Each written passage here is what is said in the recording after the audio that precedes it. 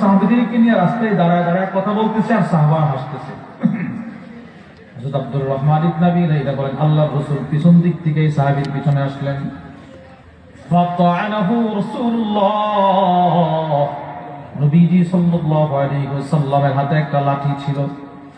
আল্লাহর রাসূল সেই লাঠিটা দিয়া সাহাবী ফি খাসিরাতিহি বিউদিন, সাহাবীর কোমরে একটা খোঁচা দিয়েছে। খোঁচা, লাঠি দিয়ে একটা খোঁচা। এই মানুষ এত হাসা উঠে, নবীজিটা বলছে এটা খোঁচা দিছে।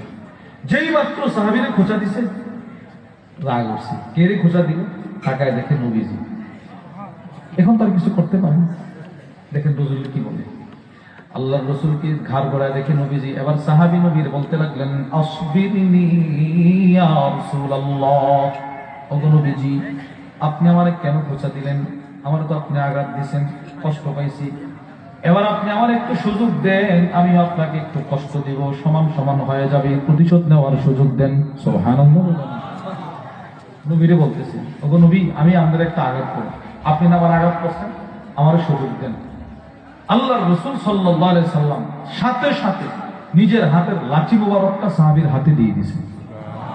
দাও আমার একটা আঘাত করো, এখানে করো, আমি তোমার এখানে করছি। এবার সাহাবী কি বলে দেখেন, قال يا رسول الله, সাহাবী আল্লাহর রাসূলকে বলতে লাগলেন, ওগো নবীজি আপনি যখন আমাকে আঘাত করেছিলেন তখন আমার শরীরে কোনো কাপড় ছিল না, আমি খালি গিয়েছিলাম। আপনার লাঠির আঘাতটা সর্বপ্রথম আমার চামড়ায় লাগছে।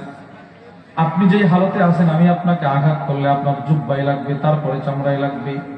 ওগো আল্লাহর রাসূল, ইন্না আলাইকা কামিসান ওয়া লাইসা আলাইয়া কামিস, দয়া করে আপনি আপনার জুব্বাটা খোলেন, আমি সরাসরি আপনার চামড়ায় আঘাত করব। সব সাহাবারা কান্না শুরু করে দিলেন। কিরে উসাইদ ইবনে হুদাইর, মানুষকে তো হাসায়, আজকে কি সাহাবীটা পাগল হয়ে গেল কিনা, নবীর আঘাত করতে চায়। সব সাহাবীরা পিছন দিক থেকে বলতেছে, উসাইদ এই কাজটা করিস না, আল্লাহর রাসূলকে আঘাত করবি না। উসাইদ ইবনে হুদাইর নিজের হাতের লাঠিটা নিয়ে রাসূলের সামনে চলে গেলেন। ফাকাশাফা রাসূলুল্লাহ সাল্লাল্লাহু আলাইহি ওয়াসাল্লাম আন কামিসি, নবীজি নিজের পরনের জামাটা খুলে ফেললেন, জুব্বাটা খুলে ফেললেন। রাসূল নিজের কোমর মোবারকটা প্রকাশ করে দিলেন। পৃথিবীর মানুষ, আকাশের যতগুলো তারকা, আকাশের যতগুলো চাঁদ, আকাশের যতগুলো সূর্য, সবগুলো যদি এক জায়গায় একত্রিত করা হয়, যে পরিমাণ সুন্দর দেখা যাবে, এর চাইতে কোটি গুণ বেশি সুন্দর ছিল আপনার রাসূলের কোমর মোবারক। কোমর মোবারক এর চেয়ে বেশি সুন্দর ছিল। রাসূল কোমর মোবারকটা প্রকাশ করে দিলেন আর বলতে লাগলেন, উসাইদ তাড়াতাড়ি আমার কোমরে আঘাত করো, তুমি তোমার প্রতিশোধ নিয়ে যাও। সাহাবারা কাঁদতেছে।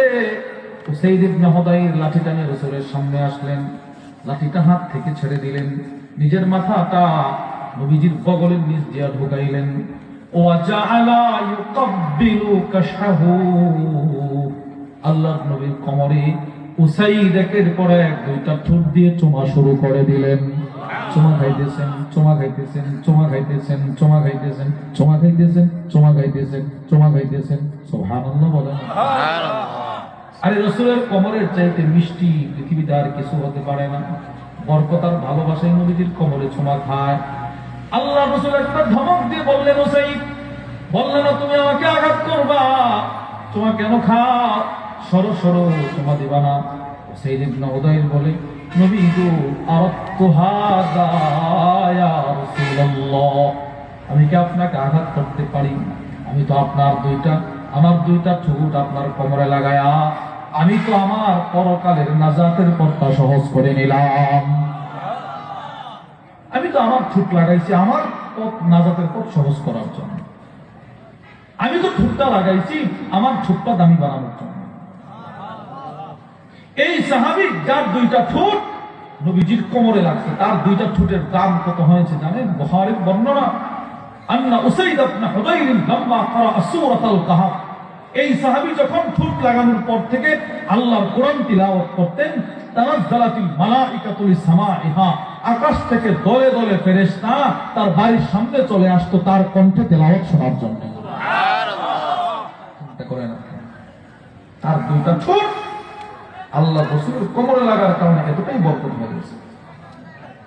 তাহলে আমি আপনাদেরকে বলেছিলাম, কোন কোন সাহাবীর তেলাওয়াত জান্নাতে শোনা যেত।